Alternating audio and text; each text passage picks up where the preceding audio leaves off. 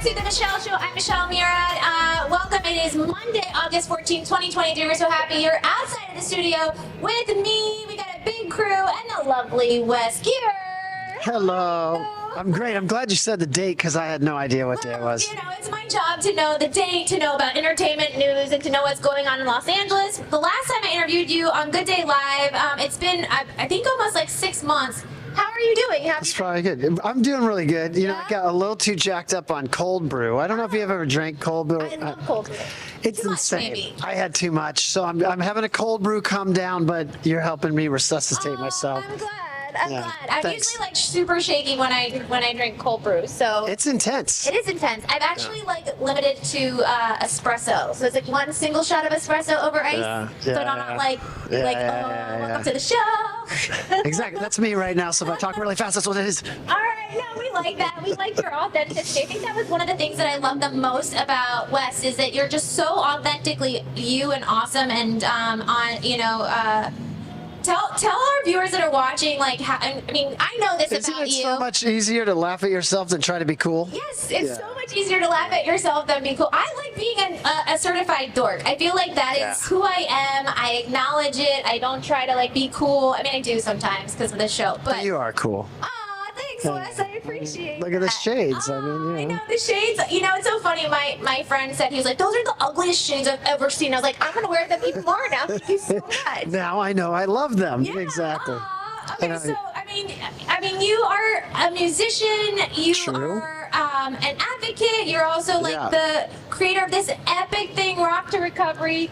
Yeah. Tell our viewers that are meeting you for the first time a little bit about yourself. Like, I can read about you and talk about you, but I want you to talk about you. I'm going to talk about me. Yes, it's my favorite thing to do, honestly. Good. Me too. So I was the founding member of a band called Head PE in the 90s, and we toured with all the 90s bands. And then I had a horrible addiction. I got a record deal, like, on all sorts of drugs. I was killing myself, crashed and burned in rehab, got sober. As a result of getting sober, that's how I got back into music and got the gig playing guitar with Korn for a few years. Yeah. Kind of knew the industry that was probably going to be a temporary gig, so I knew I needed a side hustle. Yeah, what was that? Well, remembering my time in rehab, we would do yoga, we would draw pictures and talk about our feelings and stuff, but there was no music program there. Yeah. But I did have my guitar with me, so I would break it out, you know, in between sessions. There'd be 20 guys, and I watched how music could transform the room, especially in the setting of a rehab with people hurting, shame, guilt, you know, self-loathing, all that. So that was the idea, create a program that could bring music, playing music, into treatment centers. I started it on 12/12 of 12. Oh, I remember that. 12, 12, 12. Yeah. And there are 12 steps, right? There are 12 steps, yes. Which is, you know, cool because you're doing this awesome recovery I program. know. So it's 12, 12, 12. What does Some that number alignment mean to you? You know, I'm not even that big into numerology, but I had this idea. You're in LA. I feel like you have to be. It's I know. I'm into all the other hippie, weird Palo Santo. I got crystals in my backpack. Okay, cool. But anyhow, it was 12/12. Okay. I had this idea, and I called my business manager and said, let's make this organization today. So that's what we do. We bring music into treatment centers. Now we have a team of, I think, 17 people, Wow. musicians doing it full time. We do 600 sessions a month. We have a contract with the Department of Defense working with wounded warriors. Wow. Because this thing's working. Think about the government's given this former tweaker, well, actually our organization, money because we're actually having a positive impact on people. That's amazing. I love amazing. that. I think it's amazing. Talk to me about how music helps change chemicals in your brain. Oh, yeah, I love talking about that. How does that really work? I mean, like, when I listen to music, I feel happy. Like, we play it before the show, we play it before Good Day Live. But, like, talk to me about what's the scientific research behind that. Can you? Yeah, so if you talk, and we do this in our sessions, if you talk to anybody about music and say, isn't music magical? They'll say, yeah, it's like, you know, it changes how I feel, makes me happy, I work out, whatever.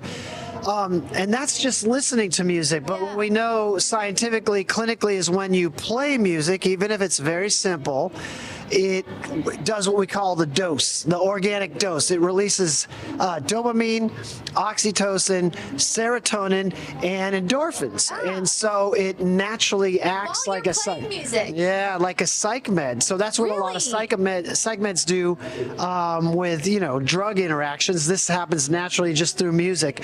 So I've literally, and again, when I started this organization, I wasn't a scientist. I just had an idea like music might be cool.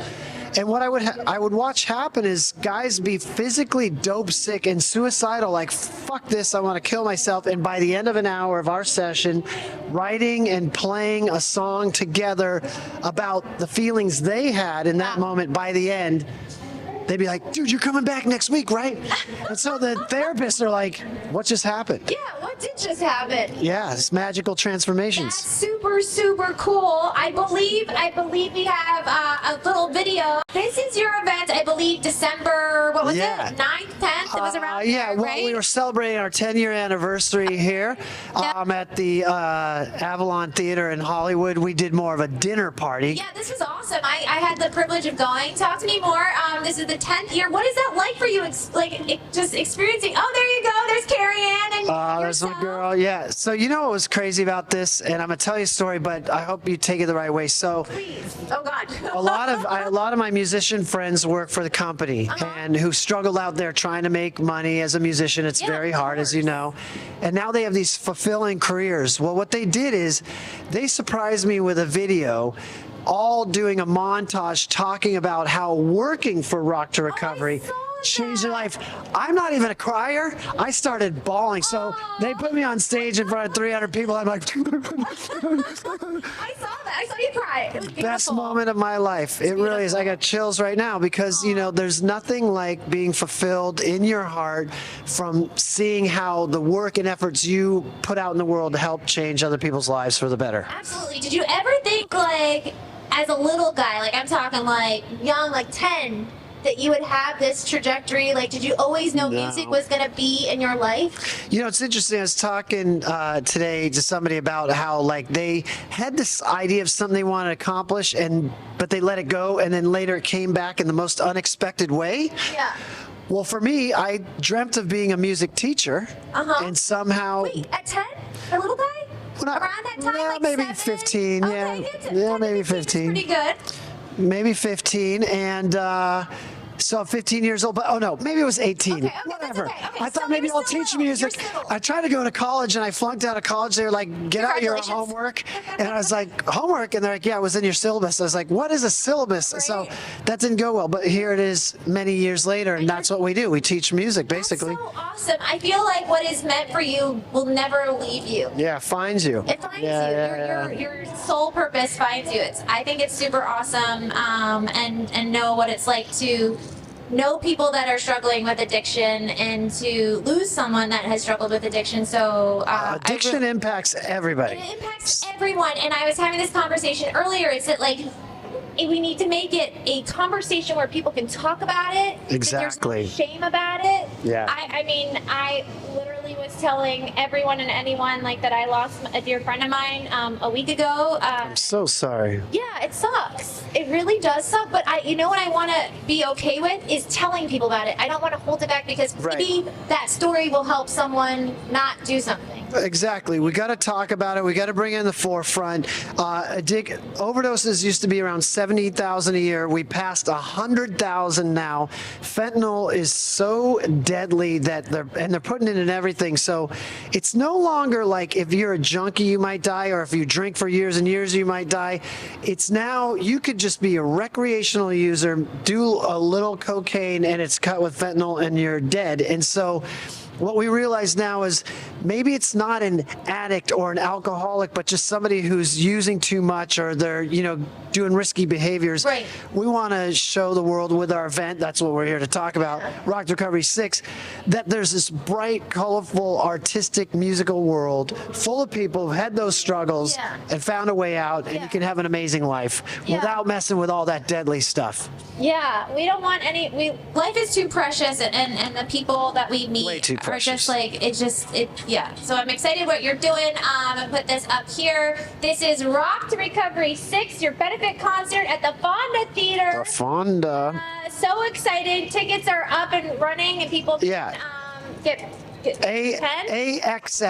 AXS.com. Just look up Rock2TO Recovery, the event. Oh, it's on the screen, I think. Yep, it's on the screen. You can find tickets. So what we do is we honor celebrities and rock stars each year that share their story about how they had a miraculous transformation. This year we got Travis Mills from the band, a singer of Girlfriends. He also has an MTV show.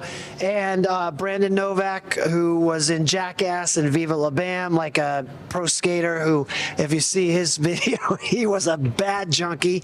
They'll share their story, but it's a bunch of rock star friends of mine and ours who will play music. Scott from Train, AC, who's played in Joan Jett and some other band I can't name, and a bunch of Jim from Pennywise, the singer, is going to be there.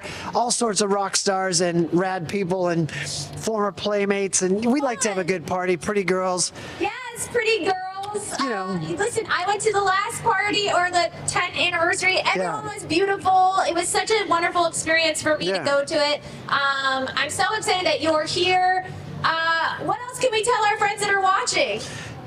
Yeah, if you're struggling out there, or if you know somebody struggling, there is a way out. There's people that had it worse than you or better than you that found an answer. You can find us at Rock2 Recovery on all the socials. Hit us up. We're happy to help get you somewhere, to find you answers or get you support. You don't have to die out there. You don't have to do it alone. There's a lot of amazing people that would love to help you, myself included. And Carrie Ann over here. She's. Carrie Ann, we got Carrie Ann over there, and the cheap seats over there. We'll put her number on the screen and you can call her late night. She'll come pick you up and take you to Denny's. You know what? I'll go with her. Yeah, let's go. Her. Like I literally messaged her and I told her like what happened. And I was like, hey, I just want to let you know this is what happens and like whatever I can do to help. So yes, if you are struggling and you need help, reach out. My Instagram handle is everywhere. You can reach out to me. Like Rock to Recovery. If you can attend, I'm going to put this back up on the screen. I'm impressed by all these buttons you got over here. It's really, I couldn't do that. I'm usually a two-man show, but like this is a brand new thing, and I'm trying to do all the major epic stuff up here. But this is majorly epic. Yes, you do not have to be alone. You're not alone. And thank you so much for all the awesome work that you're doing. Thanks for the support. It's a nonprofit. You coming out and supporting the event helps us do the work we do. I love that. I'm being told we have to talk to you more. Is that to wrap it up? Is that the wrap it up? Talk more. Is that this means? He's like, yeah, more. Okay, I'll get out more. All right.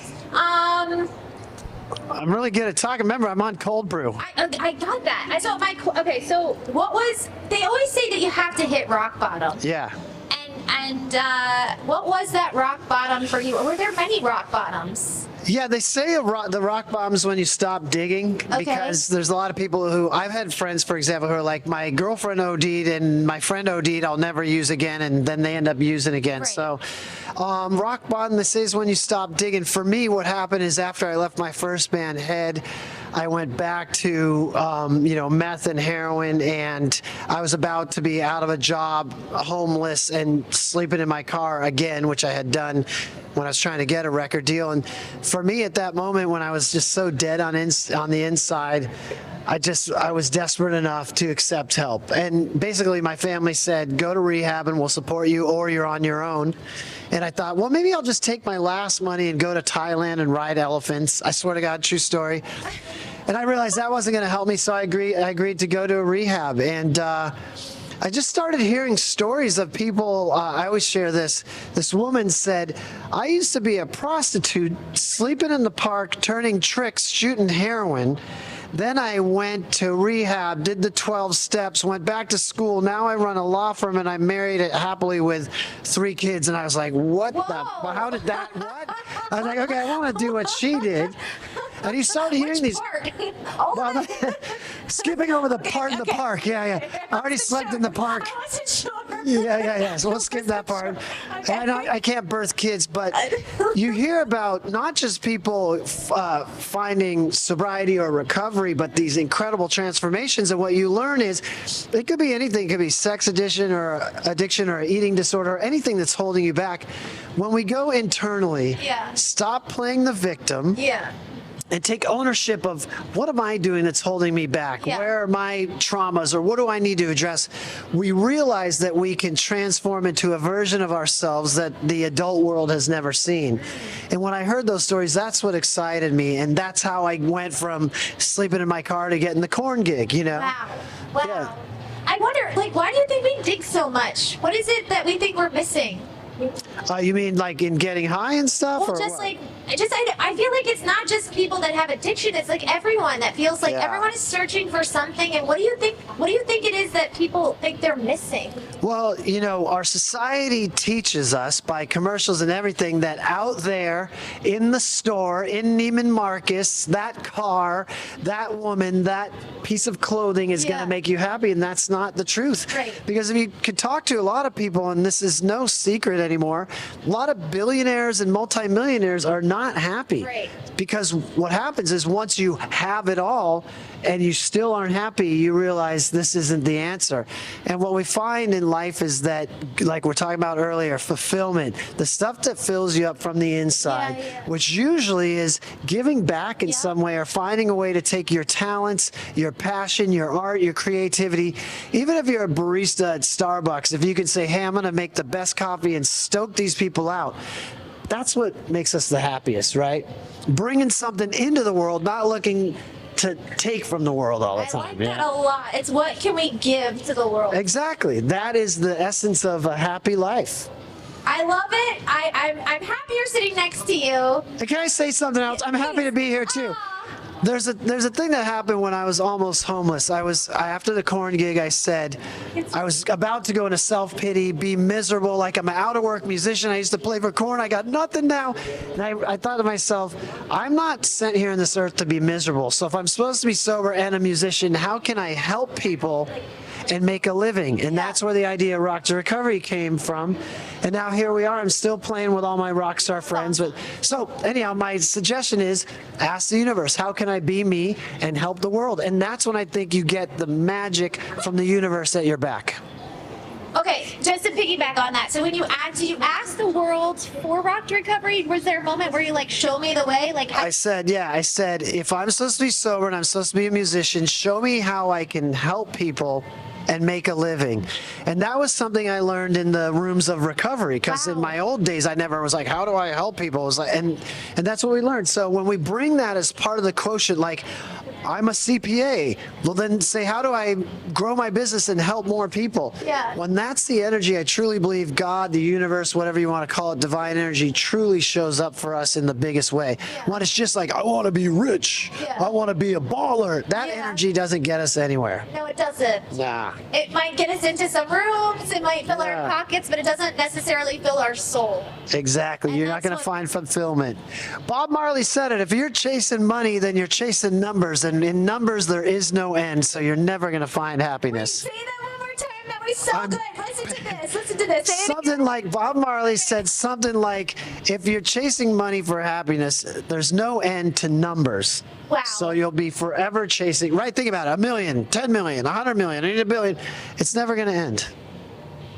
Oh man, so deep and so good at the same time. Guys, please get tickets. Again, you can get Rock to Recovery tickets. Number 6, the benefit concert. Where can they go again? AXS.com. And I want to do a shout out to our title sponsor, Lucid, LOOSID, which is a sober dating app for all of you. What? For all of you out there that are sick of going on dates and having the guy or the girl be like, let's go have drinks, they have a solution. It's a super dope dating app, and it's for people who are sober curious or just don't want to get drunk on their first date. Wow. Check it out, LOOSID. It's in the App Store. Lucid Sober Dating. Oh, I love that. Look, she is genuinely excited. I am, because I think that, like not a lot, but I have a friend who I told you passed away this past week. Yeah. And he has so many friends that like just kept that have like struggled with addiction. Yeah. That just would go out with these girls that were just just pulling up old stuff, and that's amazing. When did they start this app? They just launched it in LA a couple months ago, but they have a Lucid, like a Facebook that's a sober app, like anyhow. But think about it. You go on a date, you get drunk. Of course, you're gonna like the person. It just makes everybody like each other and get naked. You don't get to know them. Go out and see if you like them without getting drunk. That's why I went out with my ex-boyfriend who recently passed. I met him on a plane, and he goes, "I'm sober. I don't drink or do drugs." And I thought sober meant he doesn't drink or do drugs. I didn't know it meant he struggled with it. So when I met him, I was just like, "Oh, cool." Yeah.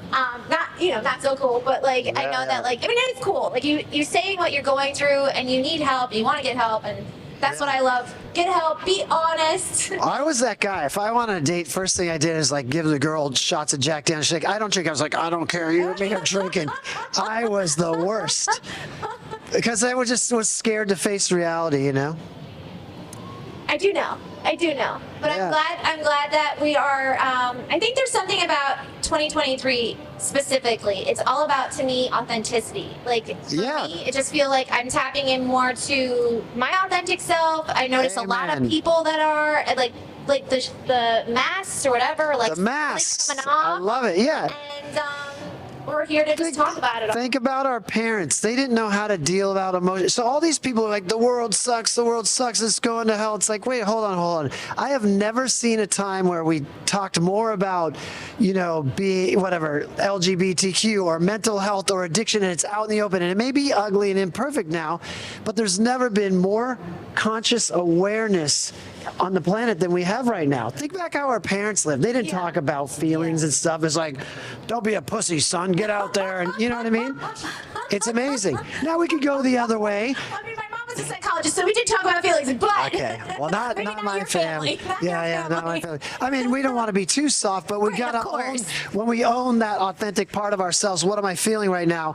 We learn to be empowered to be the strongest versions of ourselves. Beautifully said. I feel like I don't even know what to say after that. Thank you for being here. Thank you for being present. Thank you for doing what you do. My pleasure. Thanks for the support. Of course. Again, make sure you go check this out.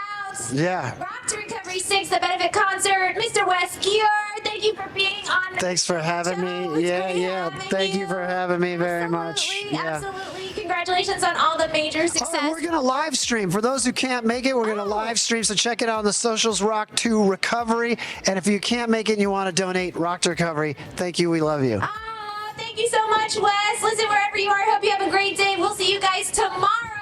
And mic drop with WesGeer. See you guys. Bye.